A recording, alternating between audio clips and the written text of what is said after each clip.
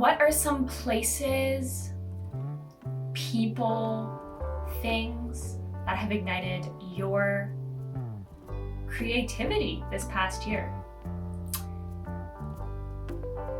Well, absolutely, YCU has been a lifesaver this past year, just having that room, be it virtual, it was virtual, but just to have that room of people to come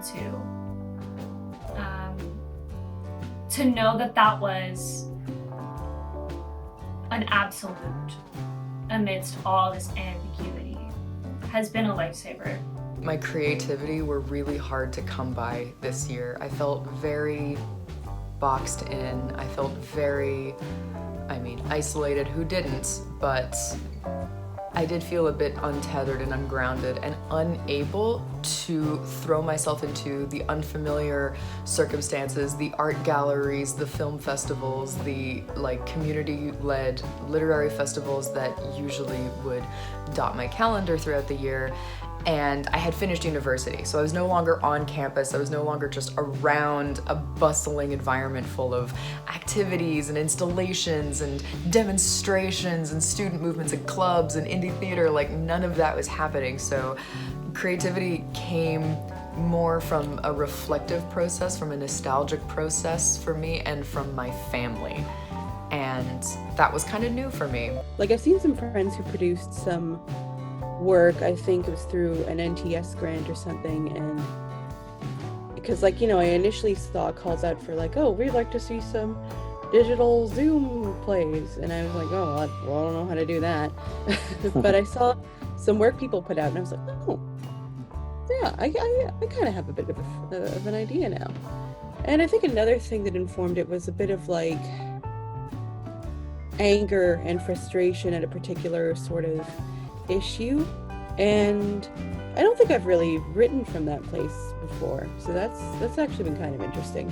I've been kind of clutching a lot more at straws in terms of things that inspire me, because so much of my energy and my writing and my passion before came from community and came from going to parties and places and things in the village and things in the city and city life kind of fueled all of my motivation and inspiration. So the moment that was kind of taken away, it's been kind of I find that I've been writing a lot more stuff inspired by other stuff. I wrote a slasher, and that was very much inspired by the fact I just watched every Friday the 13th movie. So I've been writing a lot more art based on other art, because that way I can at least have the media inspire me.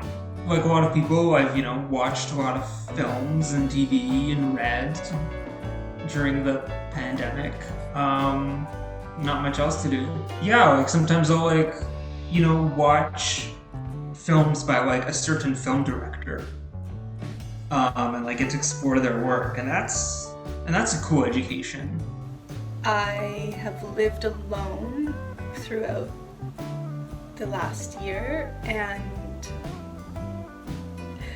what kind of happened is that instead of my room, my entire living space became a direct reflection of what was happening in my brain. At any given time, there are, let's say, 4 different piles of books in very specific different places in my apartment, based on the time of day I'm reading them, what the content is, and they're kind of grouped together in very specific ways that my brain understands. That coziness, that nest, that availability for me to spread out and literally expand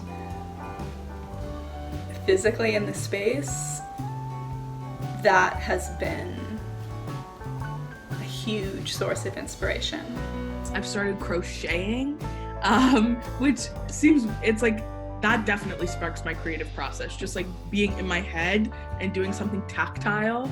I always tell myself I can't draw, so I would go out in the street and draw murals that I would see, and that was really fun. So I was just trying to be inspired by the city itself, the things that I can't travel, so okay, what's here, and then drawing like kind of led me to being more creative, which led me to writing. And it was all like connected, like observing the world, drawing, writing. I go for a daily walk, and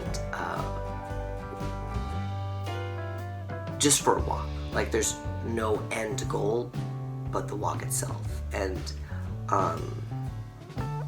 that has provided a lot of time and room to think and to daydream and I really believe in like movement, like being in action. I feel like